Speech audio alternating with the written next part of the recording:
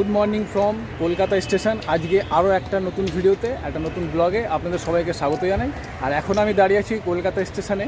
আর আজকে আমাদের গন্তব্য হচ্ছে মুর্শিদাবাদ। আর আজকে আমরা যাব ট্রেন নম্বর 13114 হাজারদুয়ারি এক্সপ্রেসে করে। আর এই ট্রেনটা ছাড়ে সকাল 6:50 কলকাতা স্টেশন থেকে। তো বন্ধুরা, ট্রেন অলরেডি প্ল্যাটফর্মে দিয়ে দিয়েছে। তো চলুন আগে স্টেশনের ভেতরে যাওয়া যাক, তারপর কথা হচ্ছে। চলুন। তো ট্রেন আমাদের 2 নম্বর প্ল্যাটফর্মে দিয়ে দিয়েছে, আর আমরা এখন আছি 1 নম্বর প্ল্যাটফর্মে। তো আমাদের এখান থেকে 2 নম্বর প্ল্যাটফর্মে যেতে হবে। তো চলুন, এই যে আমাদের ট্রেন দিয়ে দিয়েছে, দেখছেন।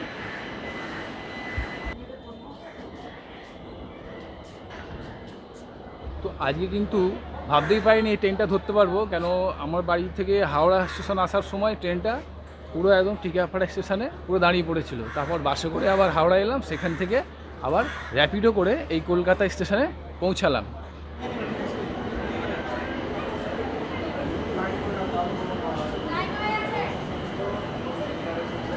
তো বন্ধুরা, এখন ঘড়িতে সময় হচ্ছে সকাল 6:50, আর কলকাতা স্টেশনের 2 নম্বর প্ল্যাটফর্ম থেকে আমাদের ট্রেন ছেড়ে দিল। আর আমার পাশেই 1 নম্বর প্ল্যাটফর্মে দাঁড়িয়ে আছে মৈত্রী এক্সপ্রেস।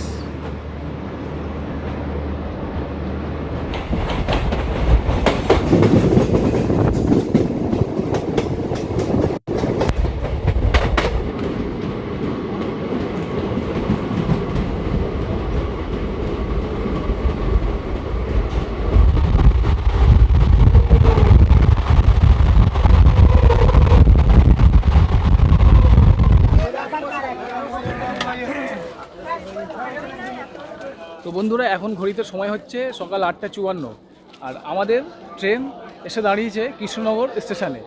আর এই কৃষ্ণনগর স্টেশনে কিন্তু কচুরি খুব ফেমাস। তো আমাদের যেহেতু সময় নেই, আমরা এখানে খেতে পারবো না, খিদেও পেয়ে গেছে।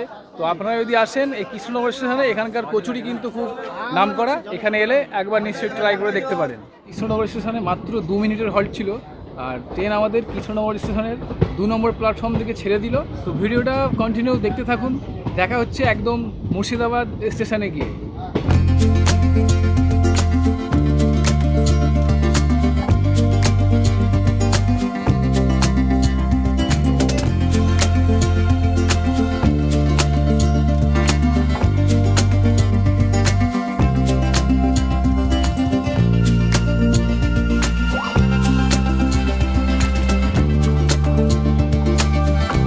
তো বন্ধুরা, এখন ঘড়িতে সময় হচ্ছে 10:30, আর নেমে পড়েছি মুর্শিদাবাদ স্টেশনে।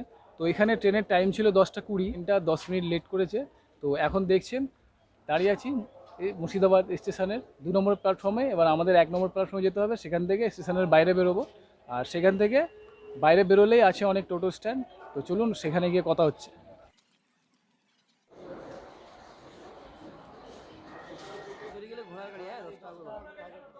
তো বন্ধুরা, চলে এসেছি স্টেশনের বাইরে। আর স্টেশনের বাইরে এলেই এখানে আছে টোটো স্ট্যান্ড, আর এইখান থেকেই আপনারা পেয়ে যাবেন সাইট সিন করার জন্য টোটো।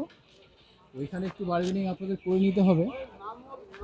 তো স্টেশন থেকে বেরিয়ে আপনারা ডান দিকে তো টোটো স্ট্যান্ড পেয়ে যাবেন, আর বাঁ দিকে কিছুটা সামনের দিকে এলে পড়বে আপনার টাঙ্গা স্ট্যান্ড বলে এটাকে, টাঙ্গা স্ট্যান্ড লেখা আছে। এখানে আছে টাঙ্গা স্ট্যান্ড। এখানে আপনারা ঘোড়াগাড়ি পেয়ে যাবেন। এই ঘোড়াগাড়ি করেও আপনারা এই হাজারদুয়ারি মুর্শিদাবাদে এসে টোটাল সাইট সিন ঘুরতে পারবেন। তো স্টেশন থেকে বেরিয়ে আমরা একটা টোটো বুক করে নিয়েছি সারাদিনের জন্য। এই মুর্শিদাবাদের সাইট সিন করব, আর এখানে যে ফেমাস জায়গাগুলো রয়েছে সেগুলো ঘুরে দেখবো আজকে সারাদিন। তো আমি তো ঘুরবই, তার সাথে আপনাদেরও ঘোরাবো। এখন আমরা যাচ্ছি জাহানকোষা কামান দেখতে। তো চলুন সেখানে গিয়ে দেখা যাক। আর আজকে আমাদের নিয়ে যাচ্ছে এই কাকা, এই কাকার টোটো করেই আজকে আমরা যাচ্ছি। জাহানকোষা হল পশ্চিমবঙ্গের মুর্শিদাবাদের কাটরার দক্ষিণ পূর্বে তোপখানায় অবস্থিত একটি ঐতিহাসিক কামান।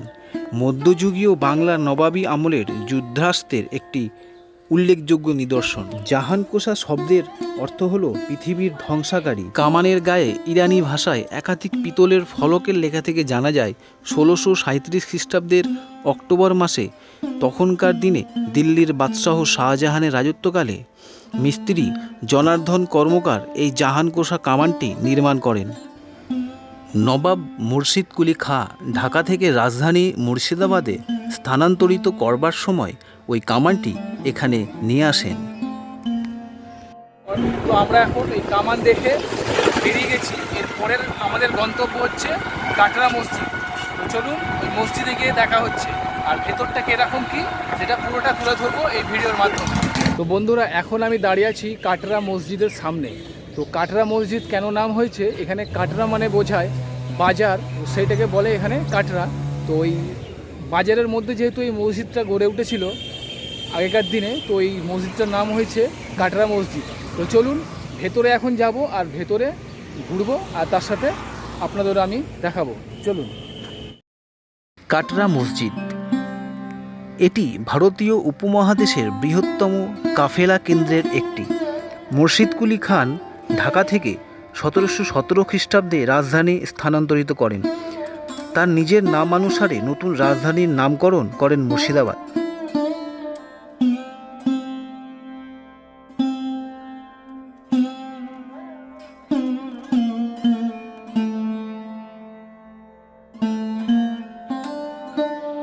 এই মসজিদটা কিন্তু বন্ধুরা অনেকটা বড় এরিয়া নিয়ে আপনারা দেখছেন।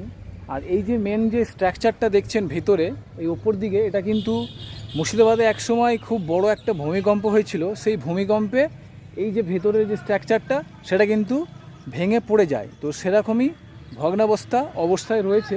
তো আর চলুন পুরো এই মসজিদটা আপনাদের আমি ঘুরে দেখাবো।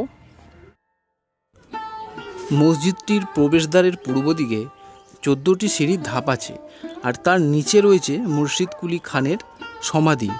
এটি তার নিজের ইচ্ছা অনুসারে করা হয়েছিল।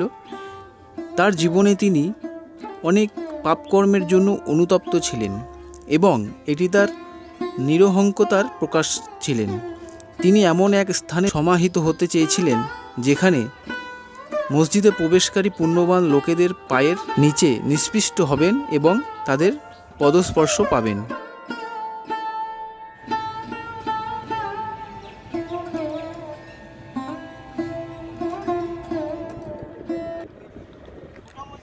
কাটরা মসজিদ দেখার পর আমরা টোটো করে চলে গেছিলাম এই কাঠগোলা বাগানবাড়ি দেখার জন্য।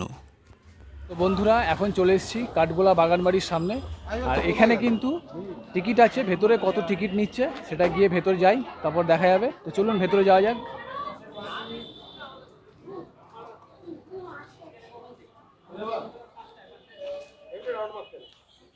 গেট থেকে ভেতরে ঢুকে গেছি, আর ভেতরে ঢুকেই দেখুন একদম সুন্দর একটা রাস্তা চলে গেছে, দুধারে গাছ, একদম ছাওয়া। আর এই জায়গাটাতে এসে খুবই একটু ভালো লাগছে। বাইরে প্রচণ্ড গরম, এই জায়গাটাতে এসে কিন্তু একটু ভালো লাগছে। তো চলুন, সামনে আছে টিকিট কাউন্টার, সেখানে গিয়ে টিকিট কেটে তারপর ভেতরটা ঘুরবো, আর তার সাথে আপনাদেরও দেখাবো।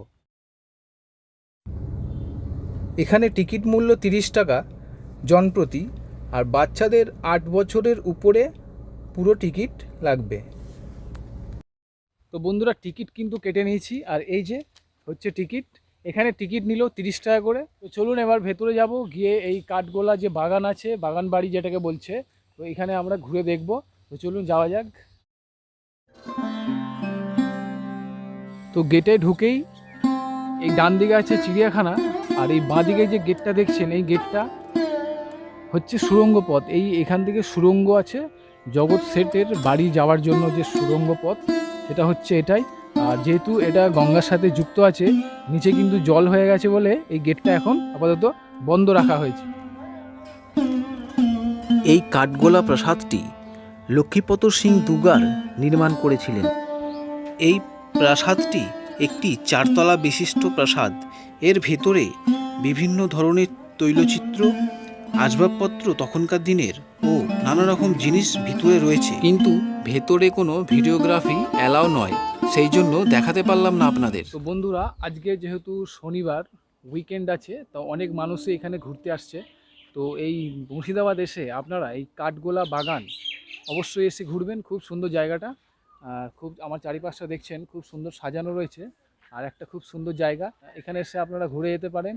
আর অনেক মানুষ এখানে আসছে আজকে যেহেতু শনিবার।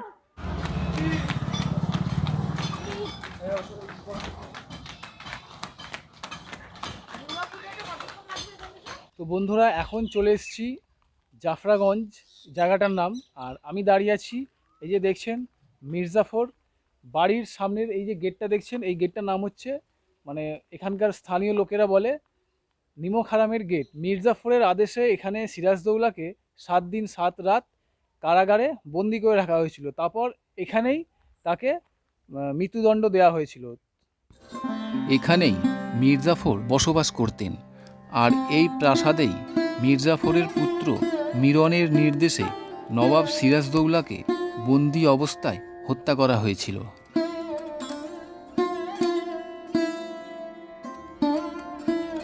জাফরাগঞ্জ প্রাসাদ থেকে বেরিয়ে এলে কিছুটা এগিয়ে গেলেই আপনারা দেখতে পাবেন মির্জাফরের পারিবারিক ঐতিহাসিক 1100 কবরস্থান। এখানে প্রবেশ মূল্য 10 টাকা করে জনপ্রতি। 10 টাকা করে টিকিট কেটে এর ভেতরে প্রবেশ করলে আপনারা দেখতে পাবেন মির্জাফরের বংশধরদের 1100 কবর। তবে এইখানে প্রবেশ করলে আপনারা অবশ্যই গাইড নেবেন, না হলে বুঝতে পারবেন না কোনটি কার কবর।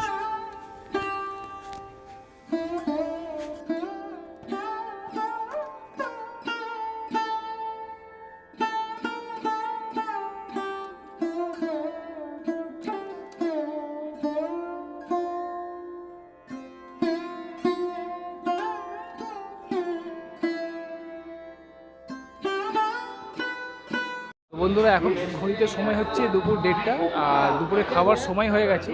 তো আমরা এই হাজারদুয়ারির সামনে একটা হোটেলে, একটা রেস্টুরেন্টে চলে এসেছি। এখন দুপুরে খাওয়া দাওয়াটা সেরে নেবো। তো চলুন ভেতরে যাওয়া যাক। হোটেলে এসে আমরা খাবার নিয়ে নিচ্ছি, তো খাবারটা আপনার দেখাই। আমরা আজকে নিয়ে নিয়েছি এগ মিল। তো আমাদের এগ মিলে দিয়েছে, এই দেখছেন ভাত আছে, সবজি শাক ভাজা আছে, তরকারি আছে, এখানে পটলের তরকারি আছে, ডিম আছে, ডাল আছে, চাটনি আছে, এখানে আলু ভাজা আছে, পটল ভাজা আছে, আর এখানে শসা আছে, আর লেবু আছে।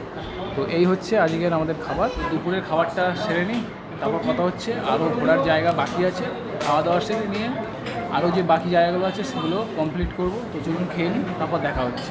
বন্ধুরা দুপুরের খাবার আমাদের হয়ে গেছে। আমার পিছনে যে হোটেলটা দেখছেন, এখানে আমরা দুপুরে খাওয়া দাওয়া করলাম।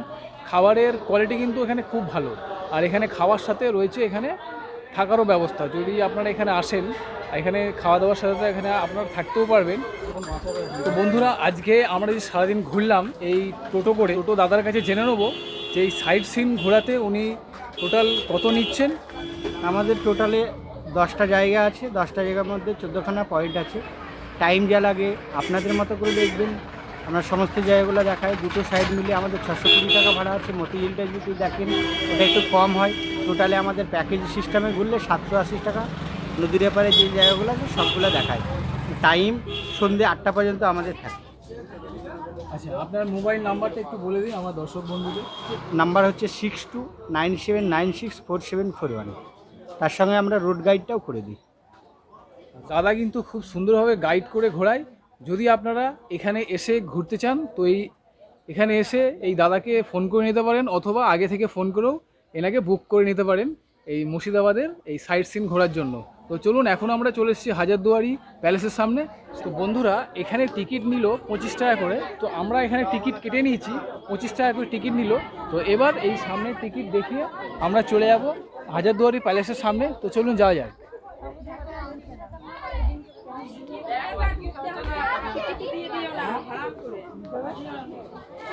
বন্ধুরা এখন আমি চলে এসেছি হাজারদুয়ারি প্যালেসের সামনে।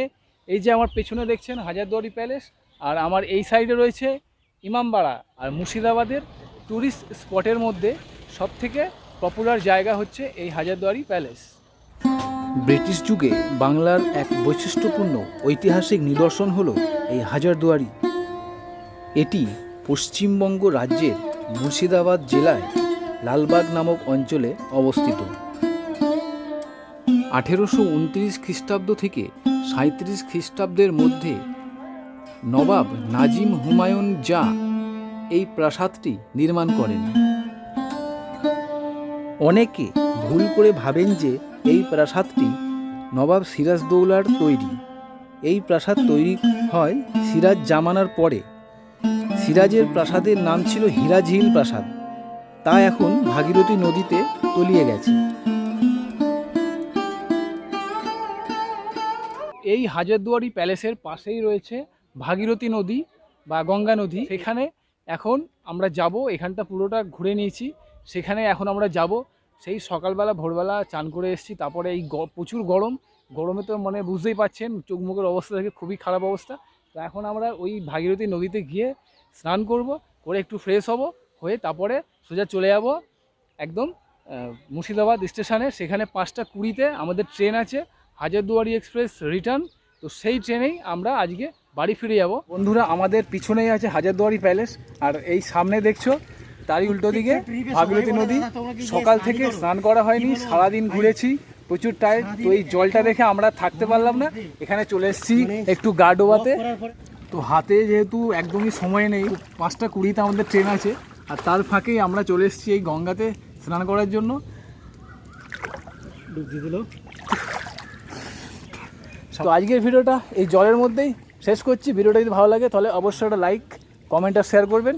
আর চ্যানেলে নতুন থাকলে চ্যানেলটি অবশ্যই সাবস্ক্রাইব করে পাশের বেল আইকনটি প্রেস করে দেবেন, তাতে যখনই আমি নতুন কোনো ভিডিও দেবো তার ইনস্ট্যান্ট নোটিফিকেশান আপনার মোবাইলে পৌঁছে যাবে। তো ভিডিও আজকের মতো এখানে শেষ, টাটা।